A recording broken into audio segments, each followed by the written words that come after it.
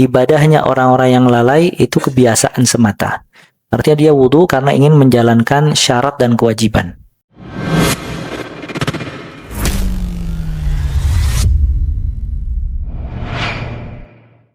Sebelumnya pembahasan wudu itu berkaitan dengan syarat-syarat wudu dan kita sudah membahas arkan, rukun-rukun wudu atau kewajiban-kewajiban wudu, yaitu yang berkaitan dengan anggota tubuh yang wajib untuk dibasahi dan sudah kita bahas. Dan yang ketiga, kaifiyah, tata cara wudu Nabi sallallahu alaihi wasallam. Ya, baru yang terakhir, nawaqid, pembatal-pembatal wudu. Nah, adapun rinciannya sebagai berikut. Yang pertama, meniatkan di dalam hati berwudu sebagaimana yang disyariatkan oleh Allah Ta'ala. Nah, ini kemarin kita bahas kalau niat itu dibagi menjadi dua. Ada niatul amal dan niatul ma'mul. Ada niat memang kita untuk menegakkan amalan tadi.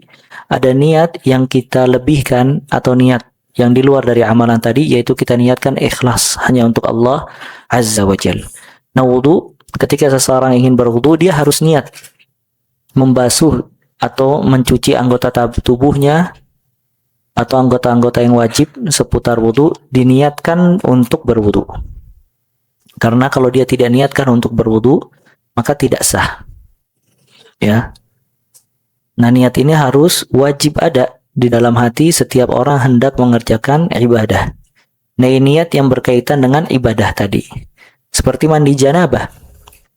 Kalau seseorang dia junub, kemudian dia mandi, dia basahi seluruh tubuhnya, dia sabunan dan seterusnya, namun dia tidak niat mandi janabah, maka belum mengangkat hadas.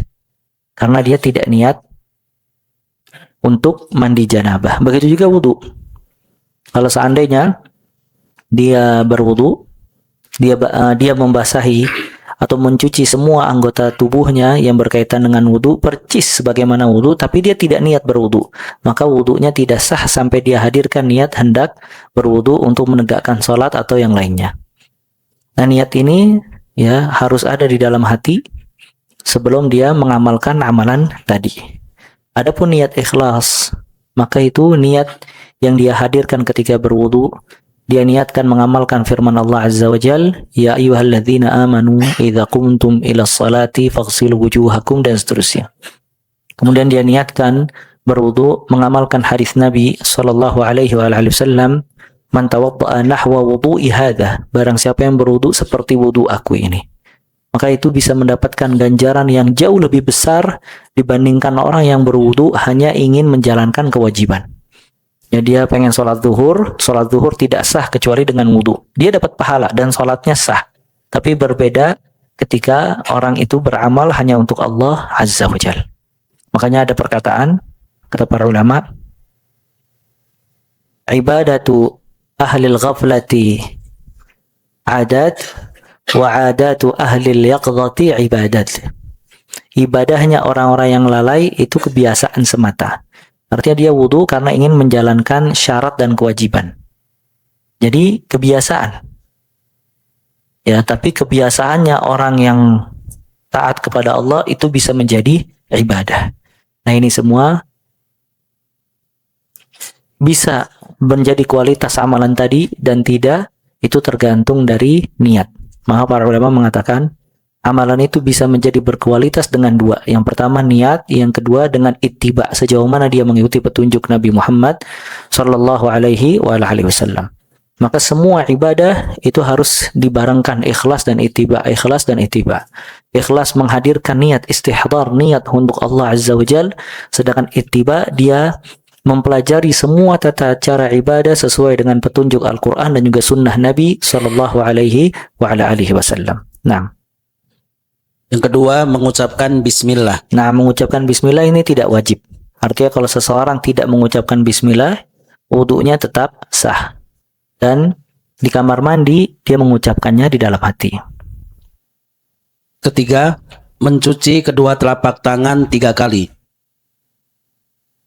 Ya, betul. Keempat, berkumur-kumur. Memasukkan air ke dalam hidung dan mengeluarkannya sebanyak 3 kali. Tata caranya, mengambil air sekali, kemudian digunakan untuk berkumur-kumur dan memasukkan air ke dalam hidung dan mengeluarkannya dengan tangan kiri, dilakukan sebanyak 3 kali. Iya, ini kumur-kumur termasuk dari wajah dan hukumnya wajib.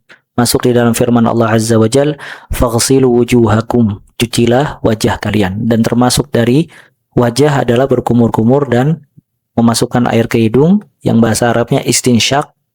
Sedangkan mengeluarkan air dari hidung, bahasa Arabnya adalah istinsar. Dan ini hukumnya wajib.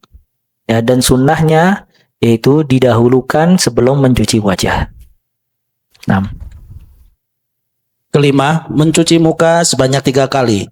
Batasan muka adalah dari tempat keluarnya rambut hingga dagu, kemudian dari bagian kuping kanan hingga ke kiri. nah muka itu awalnya atau batasannya dari atas itu awal pertama kali tempat keluarnya rambut. Ya, tempat bagian keluarnya rambut itu ujung atas dan terus sampai dagu di bawah.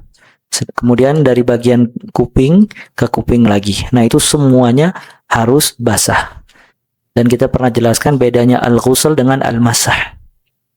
Allah berfirman tentang masa wamsahu biru'usikum, dan usaplah rambut kalian atau kepala kalian. Mengusap itu bukan mencuci. Kalau mencuci itu harus ada air di tangan yang digunakan untuk mencuci. Sedangkan kalau mengusap itu cukup tangan yang basah kemudian diusap. Ya, makanya mashu 'alal khuffain. Nanti pembahasan mengusap sepatu ya terompah yang menutupi mata kaki itu diusap bukan dicuci.